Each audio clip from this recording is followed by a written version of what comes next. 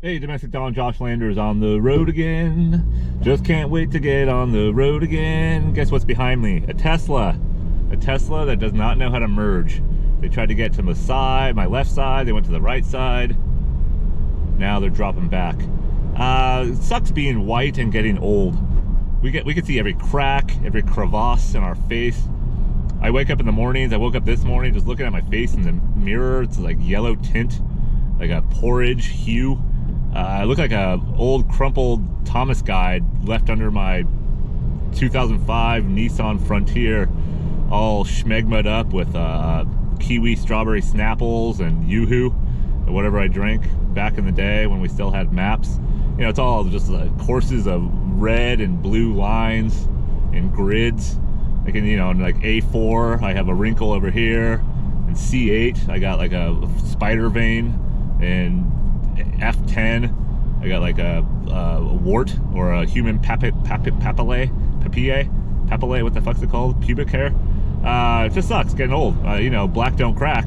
I think there's something to that. If I just had a little bit of a tone, any sort of a tone, I just don't. I can get tan, but now maybe I don't anymore. I don't know. Maybe I should drink more. I'm on day 17 now, I think. Yeah, day 17. Without a drop of the golden elixir. But at least when I drink, I have a tone. I'm red. I have a feeling about me. I have some sort of it. People could see me on my red bulbous nose and be like, yeah, that guy's a homeless alcoholic. I shit like one. I shit like a homeless alcoholic. I think that's a Louis C.K. bit, that he shits like a 50-year-old homeless alcoholic. Well, that's true.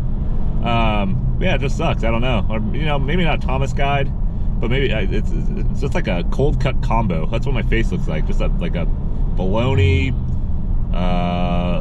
minced ham. I don't know what else is in that. Just some sort of like slappy, dappy meat curtain meat on a yoga mat bun. That's what my face looks like. But it kind of got me thinking when I went to a Social Distortion concert a few weeks ago on New Year's Eve, and a friend of mine, shout out to the Oily Greek over in Sacramento, but he bought a ticket for me and him to go see Social Distortion in Wheatland, California. And I never knew such a place existed. I've been to Yuba City before. I lived in Sacramento County before. I never knew there was a place called Wheatland. But apparently they have a Hard Rock casino out there where they get some pretty decent acts, it seems like. And so we went there. And he lives only about half hour from there. Met him at his house.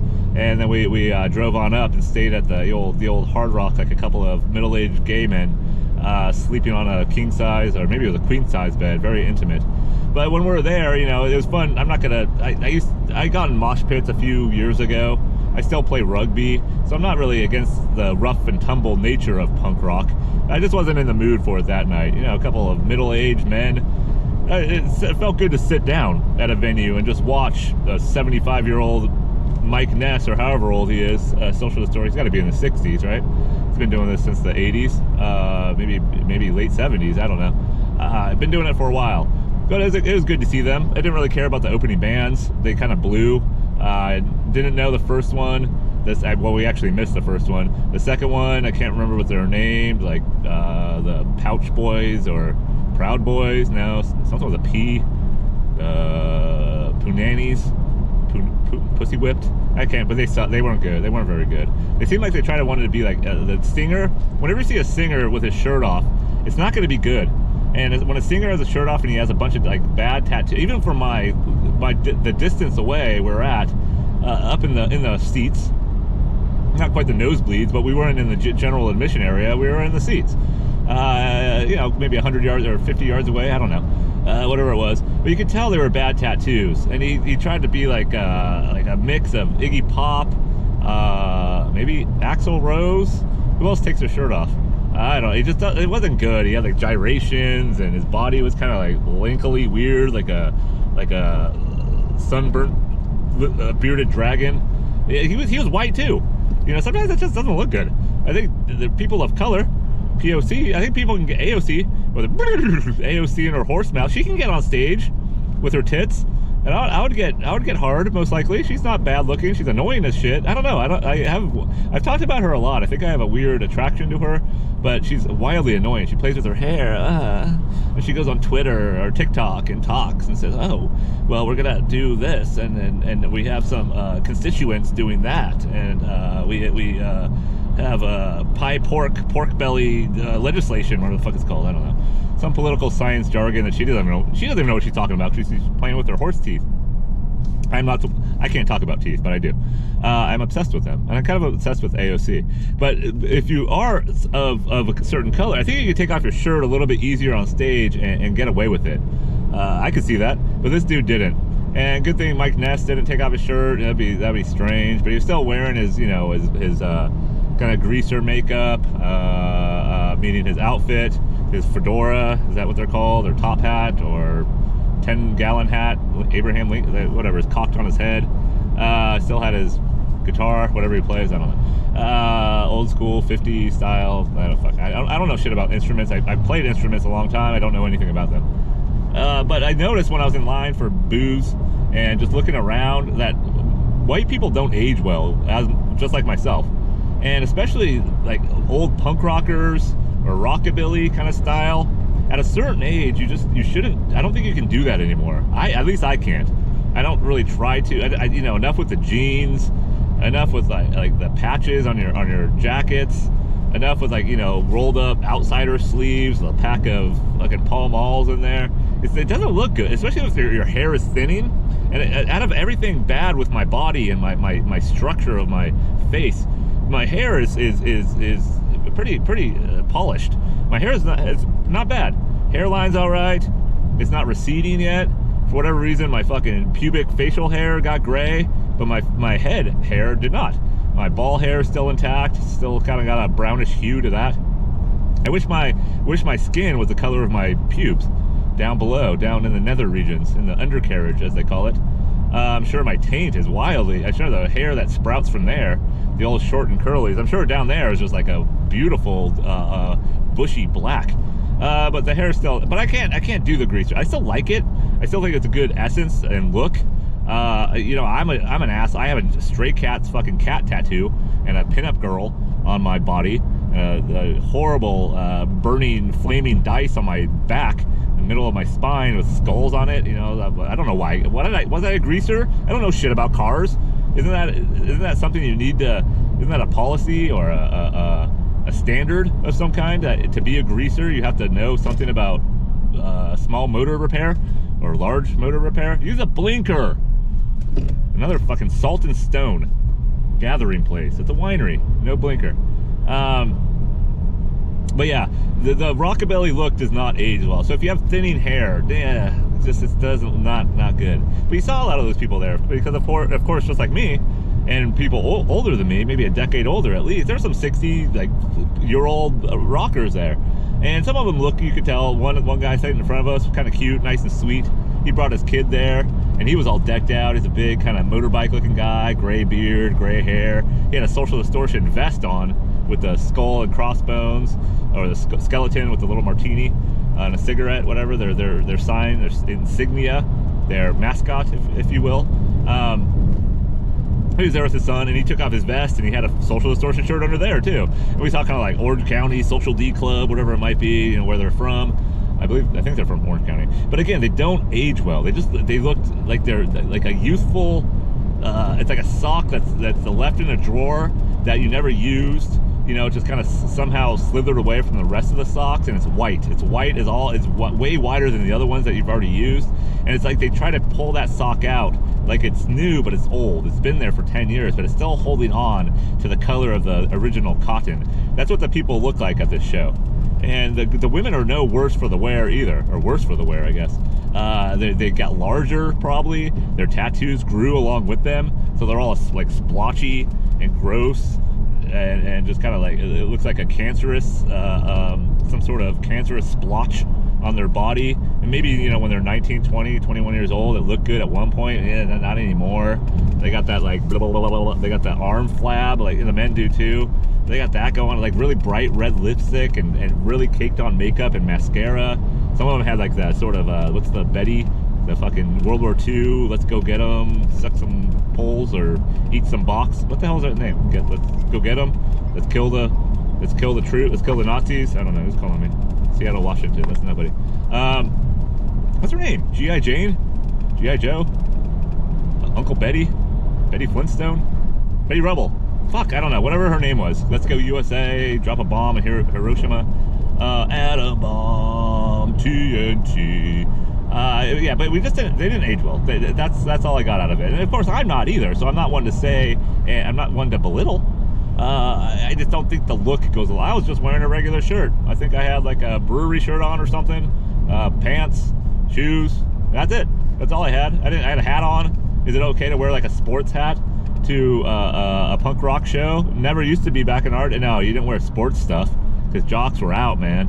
Jocks were not punk. I don't know exactly what Social D is, but it was a good show. Sounded good.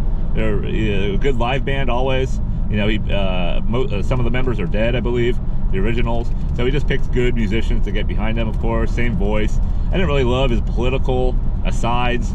He brought some kids on stage. You know, a bunch of like probably 7, 8 kids of varying ages. I think the youngest was 6. He had the big, huge, you know, aviator headphones on. Oldest kid was 12 or something. And they was talking to him, and they were just saying, what are you learning in school, kids? What are you learning in school? You learning history? And then he started talking about indigenous people and how Americans wiped them out, and you know, caused infanticide and patricide or fucking genocide, whatever it was, some sort of side. I don't need that at a show anymore. You know, back in the day, maybe fuck the man, you know, fuck this and fuck that. But I think that's Social Distortion's thing, Mike Ness's thing, the lead singer. It's all about, you know, fuck the system. But he still kind of got that, you know, 20-year-old punk mentality in a 62-year-old man's body and mind, which is fine. I just don't need I don't need to hear it on stage anymore. Maybe that's just me getting older. Maybe that's just me not really living up with that, keeping up with the Kardashians and the vibe of the youth. But of course people are like, woo! When he says like, yeah, genocide, infanticide, woo! They do that. I'm like, we're cheering that? We're gonna cheer that now? He's telling these kids, these young kids who's for some reason at a fucking punk rock show in Wheatland, California with their parents, I'm assuming, which I kind of get it. But bringing like a 5-year-old to a show is like kind of bringing like a 5-year-old to a bar. You know, there's a bunch of drunks out there. You know, it's $9 for a beer, whatever the hell it was. Actually, it wasn't bad. I think it was $7 for a Sierra Nevada fucking IPA or something, which isn't terrible. 8 or 9 for a mixed drink, which at a venue like that is not egregious, not great, but it's not $20 at least like at a football game or a baseball game. But you know, if you bring your kid there and say, what are you trying to do? Are you trying to get the kid into music? Are you trying to relive your youth, bringing your kid there? Are you trying to impart some sort of your wisdom or your young values, whatever youthful values you used to have, listening to Social Distortion in the 80s or 90s or early 2000s? Yeah, leave the kid at home. You know, something should be for adults only. So yeah, I kind of have that weird bringing the kid to a dive bar vibe and sitting up on the bar while fucking old leather bag tits bartender is like, you know, dragging her nipples along the scuffed bar top while men are ogling her with peanuts stuck in their fucking teeth. It was all right. And there was one douchebag, my friend. We're in line behind a couple of guys, kind of not frattish looking guys, just they weren't rockabilly looking or punk looking dudes. They had like cardigans on. They had like fucking like sweater vests and shit. So that was a little off put. And they're already, you could tell they're like overweight and douchey, and they're probably like frat guys, or they did the fucking round and round on the biscuit elephant train shit in college. You know, whoever came on the biscuit first became the Pillsbury Doughboy. I don't know, or you ate it or something. What was that called? Circle Jerk? That's a punk band. But what was that called? I read about that. In frats, they used to, a bunch of dudes beat off on a biscuit in a circle, and the last dude to come on that biscuit had to eat it, which sounds wrong. That sounds like it could be like, I don't know, some sort of abuse.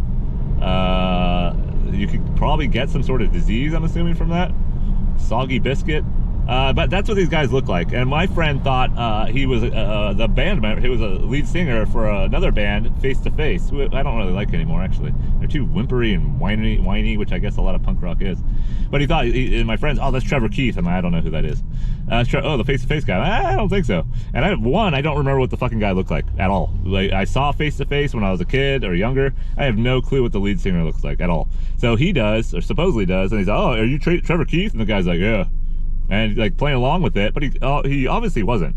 And he wasn't being nice about it either. You know, it's a celebrity lookalike, pseudo celebrity lookalike.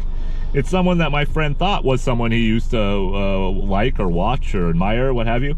But the guy that was kind of and his friend was like, oh yeah, I'm da-da-da. He said something else. I'm like, oh boy, here we go. And I just kind of bit my lip. I wasn't drunk enough to start a fight or kind of yell at him or do something snarky like I usually do. I just kind of like sat there and, okay. Did you hear that? You hear that fucking car? It's like a 2022 car that's trying to sound like a 1970s fucking muscle car. I hate them. Hate them. But anyways, so yeah, I wasn't the guy. They were stuck in this line for a long time because people, when they're buying these drinks and they take fucking forever. And this douchebag cardigan wearing, come on a biscuit, not face-to-face lead singer guy, he took the longest out of all the other douchebags in front of us. And then I started liking the rockabilly guys a little bit more, and the women with their saggy tits, and you know, they're trying to bustier them. Is that what it's called? Bustier, fucking what's the thing? The cardigan? No, that's the guy. That's what he was wearing. What's it called? Crimping? What's the thing you wear on your shawl? The thing where they used to tighten them and shit, and the women's organs used to burst, their intestines used to come out of their pussy. I don't know. I forget what it's called, but I liked them better than this guy now. And he was taking forever, and he started hitting on this other, not to say larger individual woman who had a wedding ring on, you could tell. And he's just like, hey baby, hey, whoa. I don't know what he was doing. He was schmoozing. He was ordering like way too many drinks. You could tell the bartender was getting annoyed. And then he's just like, giving his friends 5, or Crown and Coke, man. Yeah, woo. They give each other 5, like, tequila, sunrise, you know, whatever it was. And their bill was like $78 for like 3 of them. What the fuck? Order your drinks and move on. That's not punk rock. To just fucking, hey bro, hey, slam, give high five. That's not punk rock at all. At all. So, a little upset at that. I'm gonna turn here. Agua Caliente. Agua Caliente. Hot Water Road. Hot Water Records. Isn't that a punk rock thing? But yeah, he was annoying. But the show was good. The show was good. And yeah, it's just the time comes to get us all, doesn't it? Doesn't time? It's a fleeting moment to be young, and it was nice for, you know, just to get out away from the family for a little while, drink a little bit. But again, we're doing old man drinking. We're not like, whoa, party. Those guys, frat dudes, were trying to live their frat life again. I wasn't. I was like, I'm tired. But we did. I think I ended up. What are you doing? Jesus Christ. Okay, if we got your blinker on now, you can start turning. Yeah, there you go. Yes, you can turn. I think we stayed up till like 2 o'clock though, which is amazing. I haven't stayed up till 2 o'clock in a long time.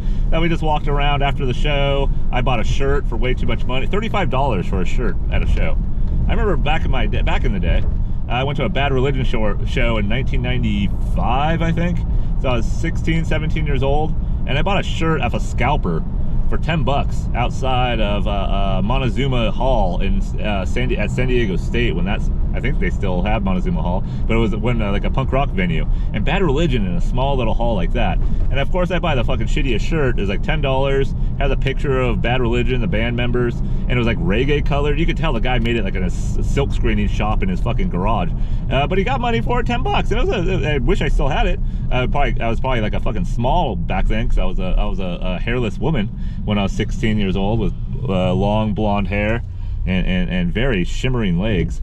What was that old leg commercial? You got legs, and you know, I think this is a fucking douchebag Mustang that, yep, he's behind me.